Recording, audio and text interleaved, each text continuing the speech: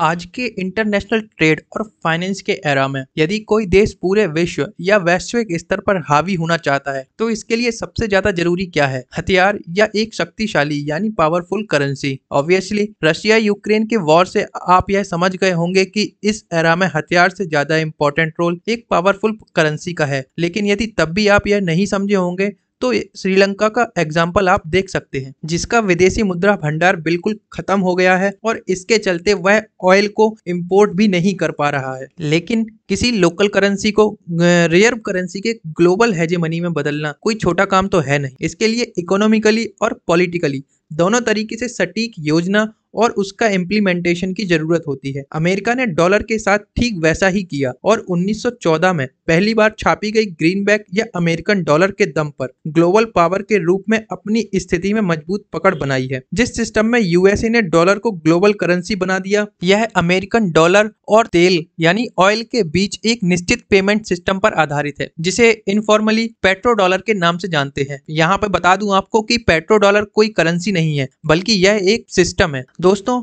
अगर आपने अभी तक इस चैनल को सब्सक्राइब नहीं किया है तो प्लीज चैनल को सब्सक्राइब कर लें और बेल आइकन को प्रेस कर दें और साथ ही वीडियोस को लाइक करना और शेयर करना बिल्कुल ना भूलें। तो चलिए थोड़ा हिस्टोरिकल बैकग्राउंड को समझ लेते हैं। दरअसल फर्स्ट वर्ल्ड वॉर और सेकेंड वर्ल्ड वॉर के समय जो अधिकांश देश थे उन्होंने ग्लोबल करेंसी के बजाय गोल्डन स्टैंडर्ड्स हैं उनको अपना रखा था। अब हुआ क्या कि पहले और दूसरे वर्ल्ड वॉर के दौरान हथियार और अन्य सामान की आपूर्ति इन यूरोपियन कंट्रीज को अमेरिका के द्वारा की गई और बदले में इनसे इनका गोल्ड लिया गया, जिससे इन देशों का गोल्ड रिजर्व खाली होता रहा और अमेरिका के पास यह आता गया। दूसरे विश्व युद्ध की समाप्ति के बाद 1944 में ब्रेटन वुड्स समझौता हुआ, जिसमें डॉलर को सभी देशों के द्वारा समर्थन दिया गया। अब जो विकसित यूरोपीय देश थे उन्होंने अमेरिकन डॉलर के मुकाबले सभी करेंसीज की एक्सचेंज रेट को तय किया, क्योंकि उस समय अमेरिका के पास दुनिया का सबसे अधिक गोल्ड रिजर्व था। 1950-60 तक सब सही चलता रहा, लेकिन 1970 के दशक में वियतनाम वॉर के दौरान अमेरिका ने वियतनाम के अगेंस्ट जो देश थे उनको सहायता देने के लिए खूब डॉलर बांटे, जिससे मार्केट में एक समय डॉलर सोने के रिजर्व से भी ज्यादा हो गए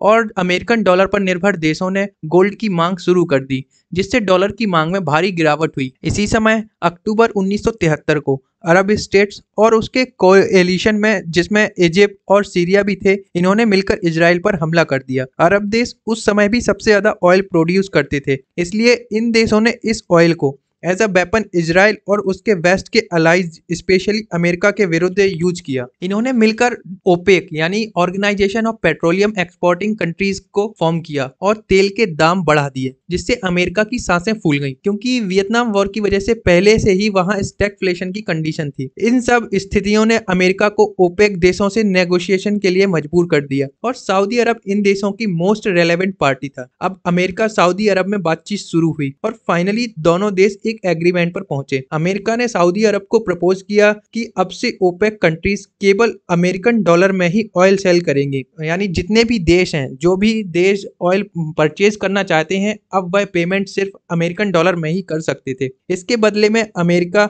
ओपेक कंट्रीज में इंफ्रास्ट्रक्चर को सुधारने के लिए इन्वेस्ट करेगा। साथ ही सऊदी अरब की सुरक्षा और हथियार सप्लाई की भी बात कही गई। सऊदी अरब से इन जो अमेरिकन डॉलर्स थे उनको अमेरिका में रिसर्कुलेट करने की भी बात कही गई, यानी जो भी डॉलर सऊदी अरब को मिलेंगी वो आखिरकार अमेरिका में ही पहुंचनी है, जिससे अमेरिका इन डॉलर की मदद से अपना जो फॉरेन डेट है उसे भी चुकता कर सके। इस प्रकार अब किसी भी देश को अगर ऑयल चाहिए है तो उसे यूएस डॉलर में पेमेंट करनी होती है और बिना ऑयल के एनर्जी सिक्योरिटी नहीं। अब यूएस डॉलर की पूरे वर्ल्ड में डिमांड बढ़ गई और अमेरिकन डॉलर की ग्लोबल हेजेमनी स्थापित हो गई। आज अमेरिका के पास जितनी भी डॉलर करेंसी है उसका लगभग 65% अमेरिका के बाहर इस्तेमाल होता है। दुनिया भर का 85% व्यापार डॉलर में होता है और जो भी कर्ज दिए जाते हैं उनका 39% कर्ज डॉलर में दिया जाता है। इसलिए विश्व के जो विभिन्न देश हैं उनके सेंट्रल बैंक्स के पास कुल रिजर्व है फॉरेक्स का, उसमें 60 से 65% रिजर्व डॉलर में है। अब तो